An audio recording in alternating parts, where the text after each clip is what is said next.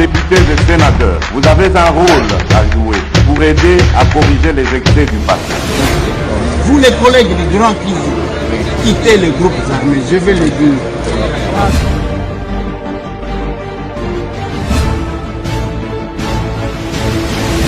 Allez, bonjour mesdames, bonjour messieurs, bienvenue en ce nouveau numéro de l'émission Masolona de Piti. Nous sommes toujours en direct de quelque part. Tozo betaka Masolo, toko lembate kosolo la entre bisomi balé, c'est-à-dire bisomi balé ça entre ngana yo, tozo landangai, muto sepela ka kolanda Masolona de Piti, kolanda ba info o biso to pesaka, kolanda l'essence de notre démarche. Sens et patriotisme. Nous sommes aujourd'hui, oui, bien qu'un peu tard, nous sommes les 7, oui. Jeudi 7 juin 2024, en direct de quelque part Masolona de Pité, nous allons parler de 3 questions seulement. Procès, il y a Malanga et Bandi Lelo. Qu'est-ce qui s'est passé là-bas? C'est la question. Deuxième point. Bazo bimisaka minéré à l'est de mon pays. L'air sort les andengenini vis-à-vis à gouvernement, vis-à-vis à Rwandais ou Bazali coopéré. Masolona de Pité, Pierre Casse condamné à combien d'années et pourquoi? Alors que tout le monde a dit que Samba naye, moi, Makambouibili, voilà, Premier ministre, Judith. Souminoa akokutana na caucus des élus lobby samedi na Pullman na chapiteau ya Pullman demain bakokutana pour parler de quoi? Sur quelques questions qu'on va devoir discuter. Polémique ou tension parmi les, on peut les appeler les caciques de l'union sacrée. Bato makasi ya union sacrée bazo bunda bazo soana bazo wele la nini entre bango. C'est quelques numéros, quelques points où toko aborder ngai na bino talakak en direct de quelque part. Boyebi ke on va zo benga balobi. Excellence malheureux. Est-ce que tu as besoin de ça la cabine pe? Excellence malheureux. Gaita we makambo. Bien. D'abord, boy bossala kanga pona ni bossala ka batu misusude. Des missions et salemi partout. Oya finga mabe, oya seka mabe, oya chola mabe, mais finalement, finalement, pourquoi magamnanga intéressé kabino boy? Non, c'est une façon de revendiquer parce que si vous reconnaissez les combats de quelqu'un, il faut plaider sa cause, quelle que soit la manière dont on doit plaider. Ou azo plaider, nandenge na ya kochola, ou azo plaider, nandenga koseka, ou azo plaider, nandenge ya kanda, ou mutuna nandenge na ye, mais ça ne m'intéresse pas trop. Tolobe la Congo, c'est ce qui est plus important en ce moment. Ce n'est pas tel à tel endroit qui fait quelque chose. Dieu a son temps, Dieu a sa façon de planifier les choses, mais voilà. Et le reste, Zaba Makambu, Toko gérer le col a des petits problèmes. Mais regardons l'intérêt supérieur de notre pays. C'est ce qui est plus important. La nomination, c'est autre chose. Bande Konanga, il est le procès. Il y a Baputiste, s'il faut les appeler ainsi. Il y a groupe Yamalanga. Procès na Bangwe Bandi. Et Bandi, normalement, on doit commencer par l'identification et à prévenu. Kuna Bomona Kirumer, il y a le Kuta comme quoi. Et moi, il y a Christian Malanga, ou Bazaki Naye. Il est là, il a apparu là-bas. Mais ce qui est vrai que au cours de ces procès, Makambo Kouzalamo est belé parce que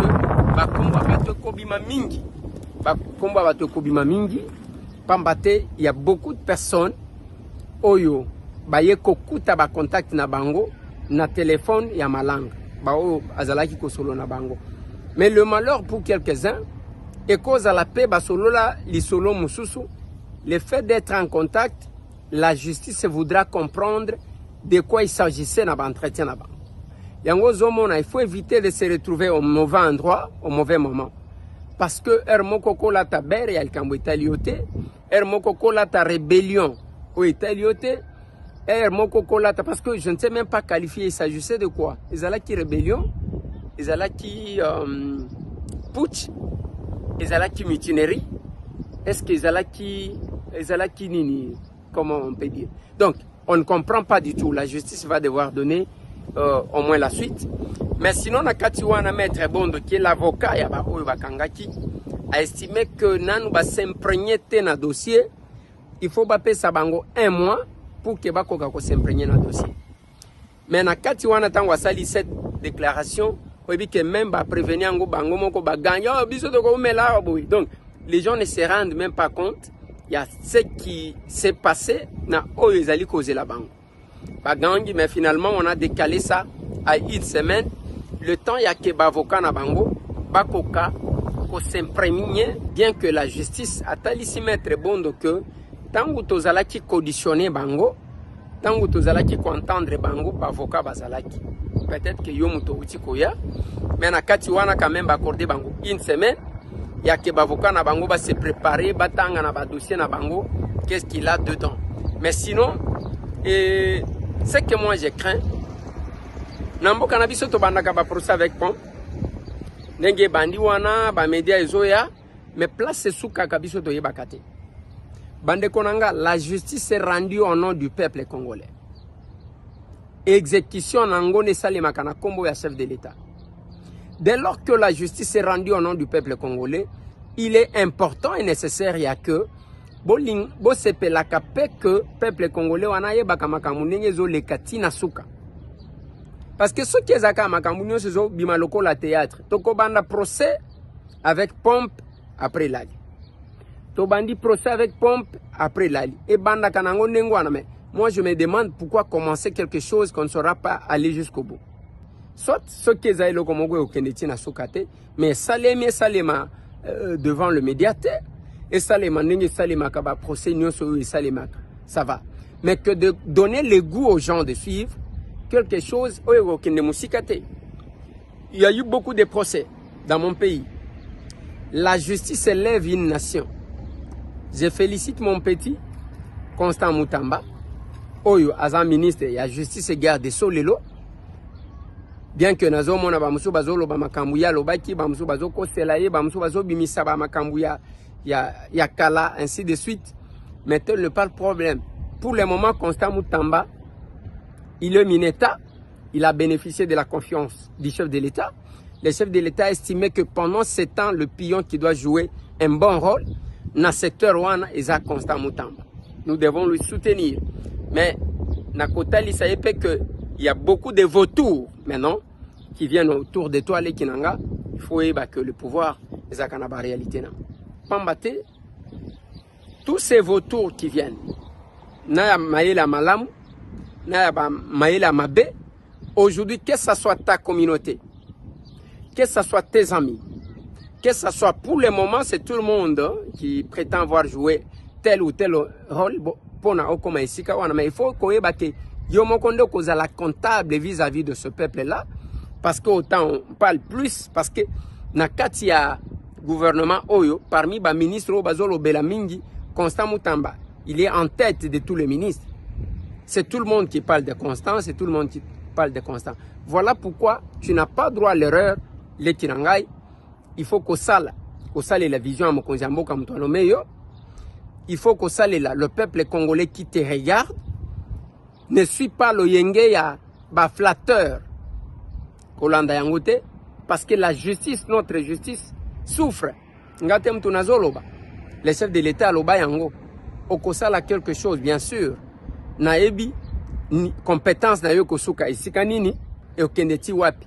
Mais na ba prérogative na yo kosala effort ya que basimbi sa yo touché même mukolokolongwaka obima grand, c'est une bonne chose.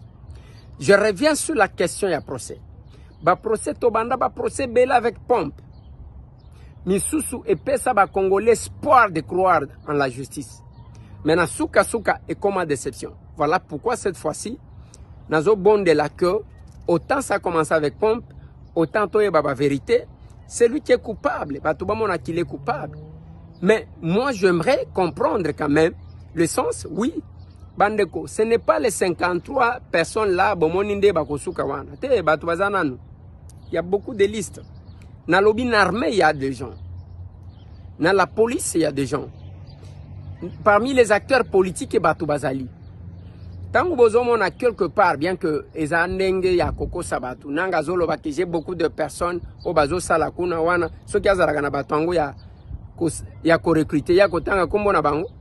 Akotanga kombo na bango te akolobate ke tozana bato bazo recruter kuna non. Akobomba bango parce que za secret na ye. Alobaki yango ka pona ko sepelisa munoko. Mais quelque part, est-ce que notre pays a des traîtres ou pas? Oui, pas traîtres bazali. Traîtres bazamo e belé.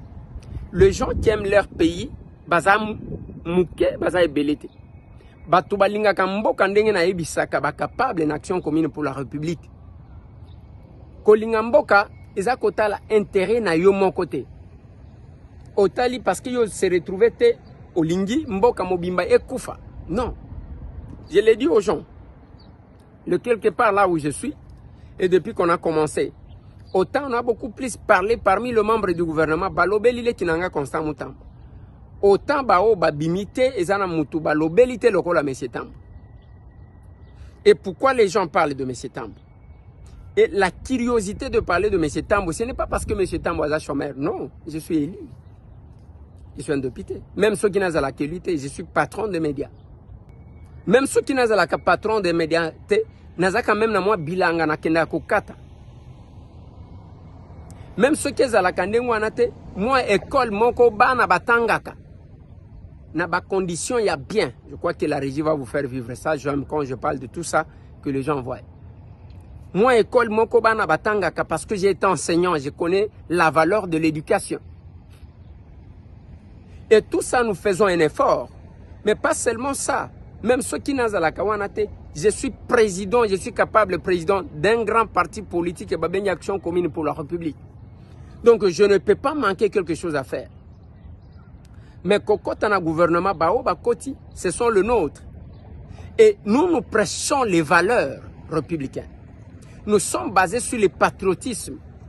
Et les valeurs républicaines, oyobiso tozali ko prêcher, o tozali ko tali sabat. Et zavi biso moko tomenaka. On ne dit pas ce qu'on ne fait pas. Voilà pourquoi nous sommes différents d'autres partis politiques. Et l'action commune, on n'est pas là pour des petits postes de nomination. Oyo bakono me yo lelo une année au longwe, ceux qui ont sali le côté, peut au sali le côté. Mais je parle du procès. Le procès wanangai na lingi to comprendre. Oui, batebele bakobima, batebele bakotanga, ma croyez-moi. Il y a beaucoup d'acteurs politiques et beaucoup de batozo tanga. Parce que les gens n'ont pas l'habitude, la culture démocratique, il y a patience. Ce qui est simbité. Le koso koluka raccourci dans la vie. Non. Mais c'est Tambo, je l'ai dit, j'ai un parcours. Et si aujourd'hui les gens parlent de M. Tambo, c'est compte tenu à combat que nous avons mené. J'ai un parcours. Olingate, j'ai été au front avec le chef de l'État Félix Antoine Tshisekedi. J'ai été au front avec le Martin Fayoulou Madidi. Je suis le jeune frère de Franck Diongo Chamba à Tasoki, à Kolingate, je suis son petit. Tous mes vieux qui m'entendent. Mais deux fois, nazoaka divergence d'opinion à Bango, parce que il ne faut pas considérer que sans yo, le Congo n'a pas d'autres compétences. Là, ça ne va pas. Il y a comme on a que kaka yo, ceux qui yo zate, donc nous se non. On peut ou ne pas être au gouvernement, mais il y a d'autres valeurs qui sont là. Je le dirai toujours. Je parlerai de mon pays. Netina minute oyo. Boebi ke banguna basale un effort ya que ba minéré bazo exploiter et bimaka côté à Gomate. Na minute oyo ba fongoli nzela mususu ya ba minéré ezo kende ko bimelaka na Rwanda. Et kuna na Rwanda basali ba mettre en place un mécanisme ba ajuster moi prix ba matisi moi prix à minéré et tous vos minéraux sont en train de partir. Avec la complicité de quelques-uns de vos frères. Parce que les lots, mais il est utilisé. Tous ces gens-là, tous nos frères Katangé qui l'ont amené là-bas, pour n'avoir qu'un de Koboma, au Nord Kivu. Ce sont des Congolais, mais utilisés par les Rwandais. Parce que Bango Bazali ko exploité Bango. pour intérêt égoïste, intérêt personnel. Bazui bango comme des couvertures. Et nous parlerons toujours. Je dois encore saluer les Wazalendo qui sont là. Ceux qui se battent aujourd'hui pour la patrie. Bao baza penza, patriotes qui sont déterminés. J'ai toujours salué bateau ngana monaka. Que bateau baza makasi, bateau bazana mutema na bango na mabele. C'est que je prêche aux autres. Les loba minéré na bino yango anezo bima. Avec votre complicité. Mais tant que vous êtes comme bino bananga na batu yo memina katanga bokende ko bomana Nord Kivu. Bozo soit quel pourcentage? Pourquoi tu continues à réfléchir à Tamuki? Sur base d'une frustration au Kamati Manduki. Biso Ahawa. Oui, et tous ces gens qui parlent estimaient que M. Tambwe méritait quand même cette petite reconnaissance de la part de ce régime qui est mon régime. Mon régime. Parce que nous avons un parcours. C'est pourquoi vous entendez que M. Tambwe, Excellence malheureux, je ne sais pas, ministre malheureux. Parce qu'ils connaissent. Nous ne sommes pas de ces personnes-là qui les font par flatterie. Non. Ça, c'est mal me connaître. Là où c'est noir, nous disons que c'est noir. Là où c'est blanc, on dit que c'est blanc. Là où ça ne va pas, j'ai dit ça ne va pas. Et nous nous battrons sur les valeurs. Nous avons un parcours. Je l'ai toujours dit. Tous ces gens, la régie peut-être va mettre. Ngai na yeba na chef de l'État te na salon UP. Nazala na yena potote. Nazala na yeso ki na ngandaji kate. Nazala na au front ya bitumba pona mboka.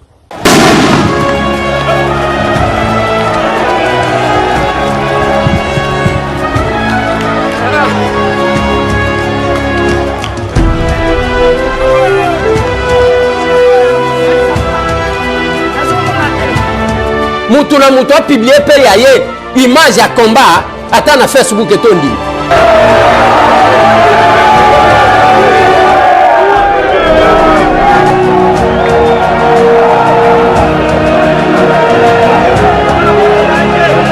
Obimisa ba vidéo.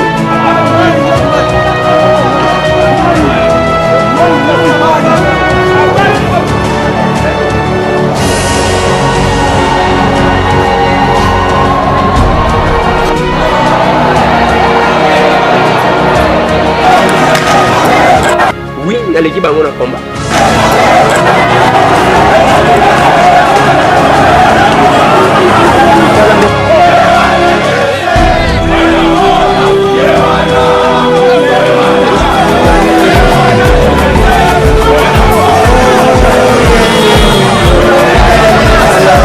Je défendrai les valeurs de notre combat.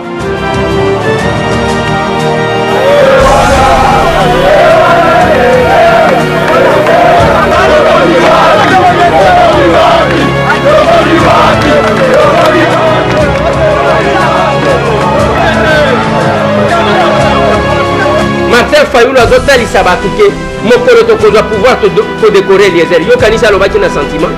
Mwana ko lopango Eliezer Tambwe asali makambu mingi pona mboka oyo. Batu oyo toko décorer lobby pona démocratie ya mboka oyo kobima kotangaka bakombo ebele bakombo mususu boye ba Eliezer aza na kati wana.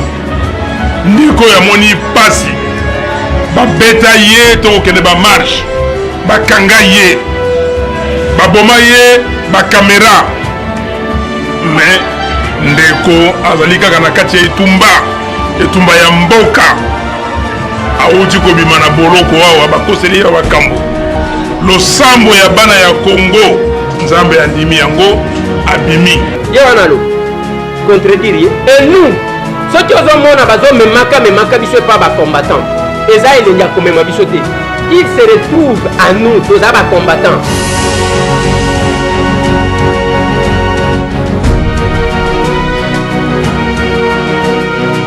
Moi, j'ai rencontré les chefs de l'État dans les combats. C'est pourquoi toutes mes photos avec Félix Antoine Tshisekedi Tshilombo, ce n'est pas dans des salons UP. C'est sur terrain. Et moi, Namboka Félix, réaction à chaud par rapport à l'événement et à Sigoyo. Non, réaction Zali à Kanda, évidemment.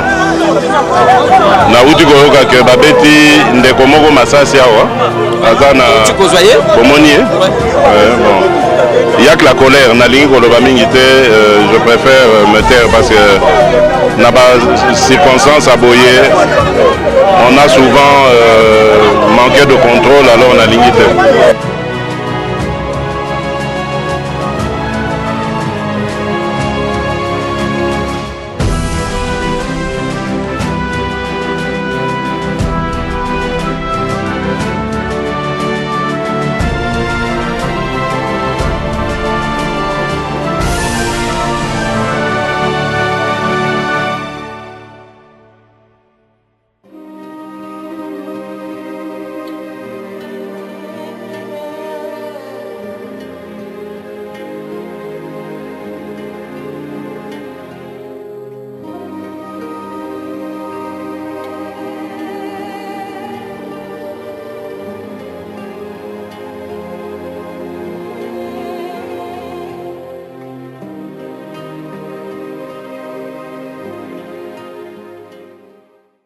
C'est là qu'on est avec tous nos vieux. Jean-Claude Wemba qui m'entend, ce sont nos vieux que nous avons trouvés. Et le Martin Fayoulou m'a dit, je l'ai cité. À un moment donné, mon vieux Gabriel Moka, mon vieux Roger Lumbala, Watitenga, là où j'ai travaillé, na RLTV, là où il m'entend. On était avec tous ces gens-là. Moi, j'ai vu les gens venir. Mais ce que nous voulons, ce n'est pas nécessairement là. Mais nous estimons que Mukoloba Congolais Bakolingambo Kanabango Nazo et Bisabino que Bitumbe Koussila. Le jour que les Congolais diront non à la trahison, Bitumbe ici. Le jour que les Congolais diront non à l'égoïsme, Bitumbe ici. Le Rwanda n'est pas fort sans quelques Congolais qu'il peut utiliser. Le Rwanda n'est pas fort sans moi traître au bazo monana. Voilà pourquoi chaque fois que nous nous réunissons dans le cadre Action commune pour la République, notre cher parti, les pouvoirs que nous prenons, nous voyons un Congo où les gens aiment leur pays. Parce que ceux qui m'ont mais le Congo est là. Ceux qui m'ont mais le Congo est tout nabino. Pourquoi Bolinga Kangate? Chacun est prêt à les trahir. Quelqu'un peut se faire corrompre pour de petites choses. Ce qui pose problème en réalité. Voilà pourquoi Bande Konangai, on estime que ce pays mérite mieux. Tout ce qu'on est en train de piller à l'Est, nous sommes piller. Les Ambo Kanabino bazo piller. Vous enrichissez qui? Quel pourcentage on va vous donner? Voilà pourquoi on peut avoir nos divergences entre Bisso. Mais il ne faut pas que divergences na Bisso aient à la occasion et à côté qu'Ambo Kanabiso to ya trahir Mbo Kanabiso. Non, Augustin Kabouya Chilumba, Bazala Kilobi, na fleuve Congote, na Sakibino, kuna bisika Bazalaki, Basolo lina ba Congolais, Basolo lina ba élu, pour na investir le gouvernement, il y a excellence Judith. Et je l'ai dit aussi, où j'ai fait remarquer une chose. Olingate, il y a eu un problème qui s'est passé dans la composition, lors de la composition du gouvernement. Et problème est le qui ne copé sa mon bilinga et comme il faut pas bon de la député pour que va investir le gouvernement. Bon de la député pour que va investir le gouvernement, oui, bah député pas que comprendre. Mais est-ce que la collaboration entre institutions est cause à la malam? Mais ce qui est cause à la malam, à quoi servir? Même bilinga ngoan et utaki wapi. Mais moi, je considère, oui, je considère que c'était la volonté du chef et que le chef de l'État a poni bawazo rare naye, capable d'accomplir sa vision, mais aussi ses promesses électorales. Et nous devons saluer ça. Nous devons rester sur le point. Yakota Lissabatu que le Congo, il n'y a pas que Batumisus Bakolo Bake Bangonde Bako Sala, même Bao Banome, Bazaba Congolais, Loko Labino, ils ont le même droit que vous, Baza peut-être plus compétent aussi que vous. Ils ont le même droit aussi que vous.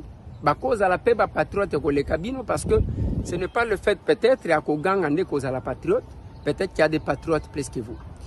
Mes condoléances le plus attristant encore une fois de plus, na maman Julie Mubenga, pour la disparition, il y a moi na biso, capable na biso, Aristote, ou yakufaki, na accident na Hollande.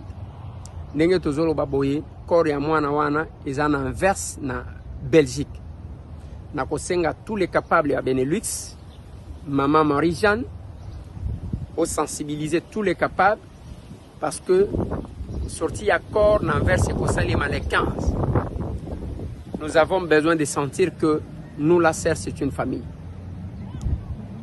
Na côté Labino, le numéro de contact, parce que capable, Julie Mubenga, aza déjà à Bruxelles, Bissika Azali Chikoyo, et Kozala Malam, va sentir que la serre, ils a parti pas comme tous les autres partis. C'est une demande. On a ils ont demandé à ouvrir moi parenthèse avant qu'il a continué.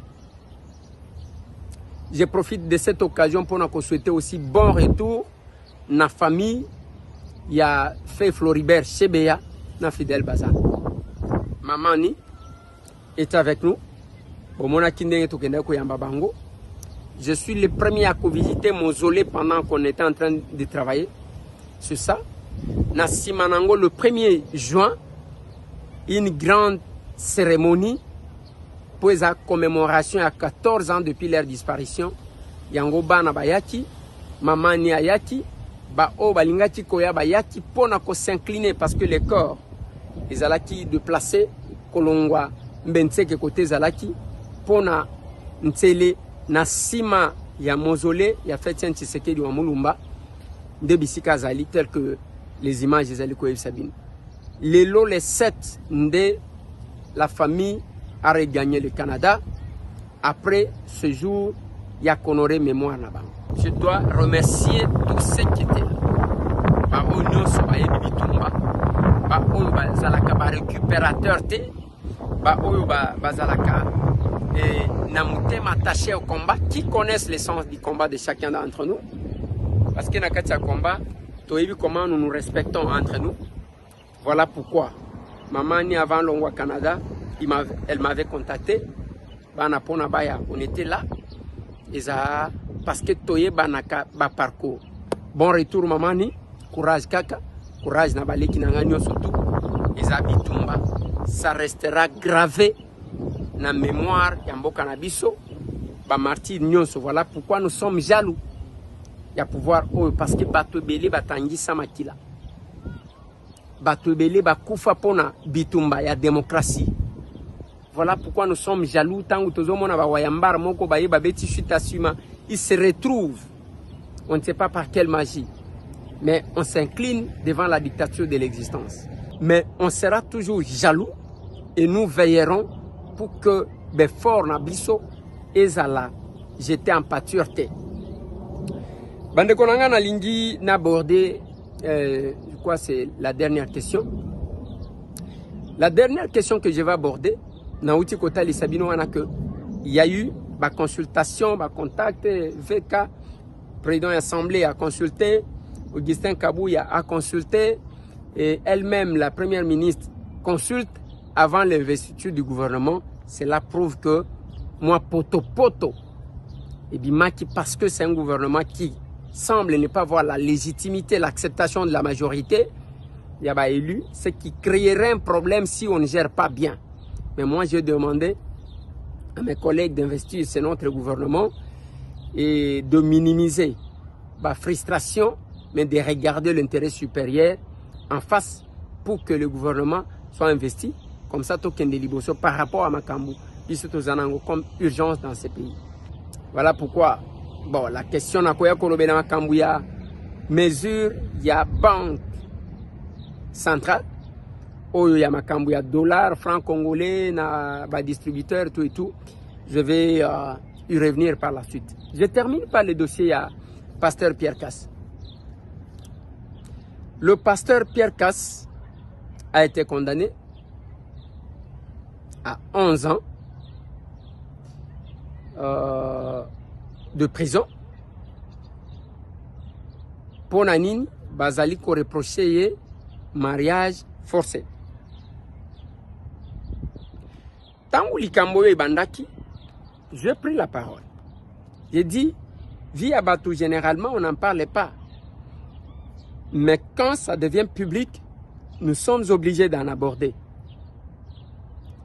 Et la question de l'église, j'ai l'option, et ça n'a angle n'a pas ça, selon ce que moi je pense.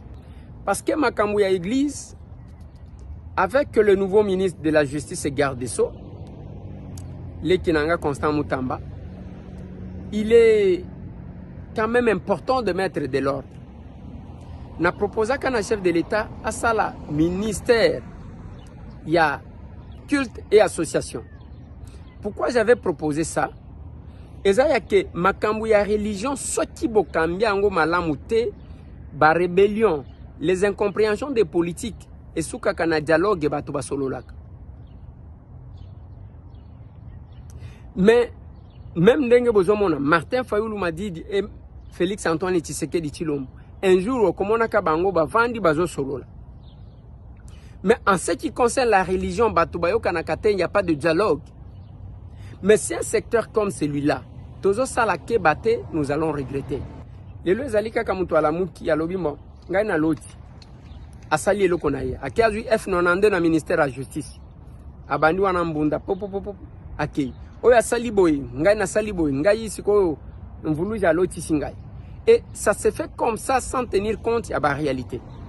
Retenez bande konangai. Bedem bundu dia Congo. Batu bameka ko telemisa parce que c'est un mouvement politico-religieux. Quand quelqu'un croit quelque chose, ça pose problème. Les lobby tumba ya Palestine na Israël. Et ça bitumba ya bambula na bambule silakate parce que c'est basé en même temps sur la religion. C'est basé sur la religion. Je ne comprends pas comment on laisse passer Babiloko. Il y a quel contrôle? Je vous ai même proposé que to positiver le Coran. Comme ça, autant to zanamboka ya excès, soit to koti na ba parti politique, mutunyo soit koti, soit to koti na ba religion, mutunyo soit comme pasteur, soit to koti na ba bar mutunyo. Nde na proposer ki na lobby, to proposer quelque chose pour na ko positiver le Coran et produire. Yango na proposer que chaque église ekoka kozala na bilanga au moins 200 hectares ya bilanga au balona. Et qu'engager bato kopé ça peut bato musala les gens vont apprendre à travailler que de rester là. Yakobeta mbunda kobanda tongo tipo quoi. Na proposé yango pe pour les partis politiques. Presque 1000 partis politiques. Ceux qui t'imposaient que chaque parti politique est basé à la capable, il y a présenter au moins 300 hectares ya bilanga balona. Tokolie saba congolais tokopé saba congolais musala.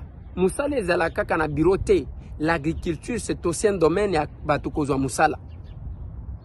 Na proposa ba bazana ba bar na ba boîte de nuit. Oui, okofongo la boîte de nuit na yo, okofongo la bar na yo, mais à condition que 200 hectares à bilanga et monana o batu balona. Paresse et kosuka. C'est l'idée, c'est notre vision, c'est notre proposition. Na lobango na Assemblée nationale ba ololangai comme condition de réception, il y a liste, il y a candidat. Mais et moi, je reviens encore sur ça. Je profite de cette occasion-là pour parler, il y a dossier à pasteur Pierre Casse. Pierre Casse, moi je l'ai connu. Il y a plusieurs années, j'ai connu le pasteur Pierre Casse en 2006. J'ai présenté l'émission Congo face à Dieu parce que je me posais la question de savoir qu'est-ce qui fait que nous avons tout, mais condition la chose d'aller s'améliorer. C'est là que je me suis lancé dans la présentation et à l'émission Congo face à Dieu, où j'ai recevé tous les religieux. Nazali koyamba Pierre Casse, nazali koyamba ba Mwalimu, nazali koyamba ba Mutoto Oyo, ba Église des Noirs, ba Papa Nkoussou. Je recevais tout le monde. Je me suis connu avec pasteur Pierre Casse. Je l'ai trouvé un monsieur intelligent, un monsieur vraiment intéressant, et je l'ai trouvé qu'il maîtrisait ce qu'il disait. Mais il était penché dans Makamunaï à polygamie, avec son église primitive, au Ezana Kabinde. Mais c'est quelqu'un qui est issu, il y a un message à frère Branham. La plupart des grands pasteurs, il y a un message à Zalaka Nabango, comme pasteur Dioka, pasteur Barouti qui vient de mourir, à Zalaka Nabango. mais baya kozanga koyokana sur son approche par rapport ya makambo libala pona ye mobali akobala ndenga linki. C'est comme ça que je crois qu'il y a comme un abassé qui 13 quelque chose comme ça, il y a différents âges. Mais tant que baye koya aw tata o ya mukongo ye ko bimwana ke o pasteur asenga kitengane mtu na kabela ki, j'ai trouvé quand même bizarre parce que ba komisa ki bana lokola soso ya kemupaya ye bakangi soso bakabeli mutu. Et le pasteur Pierre Casse azalaki wana mais tango ake kozwa oyo ya mwana bien sûr que ya zolo bake nano simba ki mwana ngote basalaki na ye le côté, mais le fait d'accepter, c'est comme ça qu'il a été jugé. Pambate, pour le moment, on peut établir parce que l'acte de naissance d'un crime c'est le jugement. Lelo, maintenant qu'il a été condamné à 11 ans de prison, c'est-à-dire sa criminalité est établie. Bakoti Kobenga siko que pasteur Pierre Kassaza criminel parce que la justice a décidé et désigné le cola criminel. Ponanine parce que pona likambu ya mariage forcé. Papa wana lobite mwana nangaya zan nzoto mike auti ko totaliser nini bakende kuna bayeko kutake tata wana akenda kozwa même batu ba falsifier ba document ya mwana na ye ba document scolaire bakolisa mwana na ye parce que alinga kia forcer ye libala. C'est un problème. Mwana koma kikilo mwana wana zolo bake bon ezaki parce que baleki nanga bazalaki kotanga te ainsi de suite bake pe balobisi mwana ngo. Est-ce que c'est parce que mbongo ezangi nde bako forcer mwana pour qu'il akende kokota libala pour gagner quoi? Voilà le genre de parents. Voilà les genres de parents que nous avons. Mais moi j'estime, à mon humble avis, que voilà pourquoi il faut mettre l'accent sur l'éducation de nos enfants. L'Internet, qu'est-ce que l'Internet nous a amené? Si ça ne dépendait que de moi. Si ça ne dépendait que de moi. On pouvait restreindre l'accès na babilo comme sur Internet. Tout ce qu'Internet, il y a pas ça la recherche. Tout ce qu'Internet, il y a pas tout la comment d'autres pays se développent. Que oyo biso tozanango eza TikTok eza ya kofingana, YouTube eza ya kofingana, Facebook eza ya buzoba. Donc okolanda te. Hier j'ai commis une erreur na yeko kota na Facebook boye nzokande volume eza ki akomata. Il faut que yoka biloko ebimi na place ango na zalaki na ki soni. Alors que batumisus qui ont compris bazo zwaka et biloko ya Facebook, biloko ya TikTok comme une occasion ya côté quand même biloko na bango nazomona batu bazo teka bilamba, batu bazo teka bandaku, batu on peut utiliser ça pour ça. Tokoti ko utiliser ngo pona yango. Mais nous tout ezakaka buzoba. Oya sali boy. Ce n'est pas possible. Aujourd'hui, pasteur Pierre Casse, avec sa connaissance biblique, maintenant que vous avez bien sûr qu'il ira en appel. Ce qui va confirmer 11 ans. Et son âge a kobimande ngenin.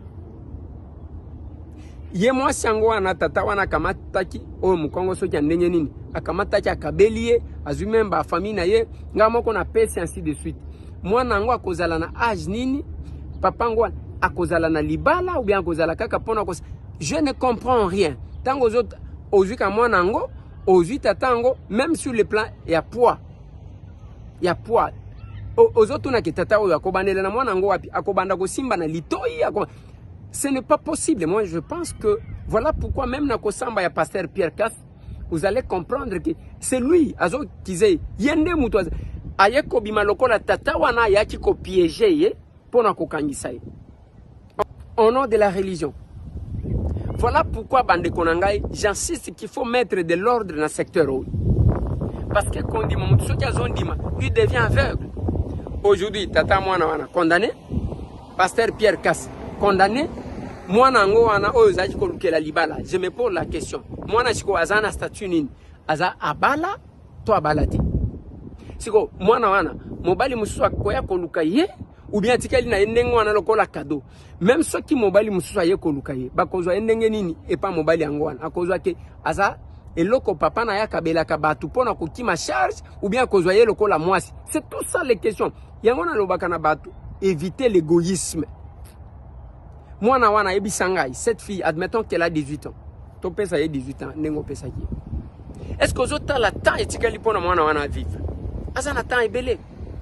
Mobali nini akozwa kai et puis mobali akoya koluka ndenge okozwa soki ya Pierre Kasse simbite ozwi un jour okabeli mobali mususu ou bien tikali lié na likabo oyo, c'est pas possible. C'est compliqué. C'est compliqué. Voilà pourquoi je ne sais de le dire. Mettez l'accent sur l'éducation de vos enfants. Dis-moi qui tu fréquentes, je te dirai qui tu es. Yo tango landa kabiloko ya buzoba kaka na réseaux sociaux. Yeba ke yo moko pe ozazoba parce que bana na yo ba komona yo ndengwana. Suka bana bazaka ba imitateur moko akosakana te. Ba imitateur moko akosakana te. Mais yo tango zotala kaka biloko ya buzoba na lobaka na bino, abonnez-vous sur Ndeko Eliezer Tokoko. Makambu ya bien ya mboka na yo ya ba responsable biloko kolanda na ba pa kolanda na bana kolanda na okozwa yango aw. Mais Moussousouana est talibin. Vous êtes libre. Mais moi, je pense que l'éducation, c'est pas pour rien que Nazolo Banabato, Kota Baoum, Avenue Météo numéro 8, École ya Kitoko, comme Mabana na ville Théozole qui c'est la Bango Tampam. C'est juste à côté là. Et quand il y a un Congolais qui fait quelque chose, il faut le féliciter. Voilà pourquoi je ne cesse de féliciter Solidaire Optique, Vikamwamis, tout ce que je porte ici. Ça, c'est solidaire. Miso Bassima aux États-Unis. Mais il y a eu un Congolais, Solidaire Optique dans la galerie présidentielle, Nagombe, non loin il y a Soficom, ce qui est commis à Kinmart et Zawana, au côté Solidaire Optique et Zawana. Donc ça ne sert à rien d'aller se poumonner pour Nakoluka. Visa, non, vous avez la solution à côté. Et nous devons apprendre, nous Congolais, de nous soutenir mutuellement. Moutouazana domaine naye azali ko exceller soutenez-le. Moutou azaboy, tout le monde ne sera pas politicien, tout le monde ne sera pas médecin, tout le monde ne sera pas sportif, tout le monde ne sera pas, je ne sais pas, agriculteur, tout le monde ne sera pas mécanicien, donc moutuna domaine naye, il faut qu'on soutenir. C'est le Congo que nous prêchons. Voilà bande kunanga nazo suki sawana pona lilo. Ezalaki moi ma solo na député na lenga chike donc solo la biso na bino faut eba que vous en a part il y a responsabilité na yo dans l'évolution de votre pays. Allez, come on. Bye bye.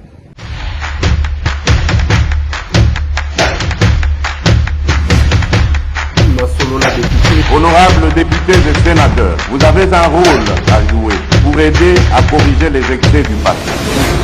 Vous les collègues du Grand Kivu, quittez les groupes armés, je vais le dire.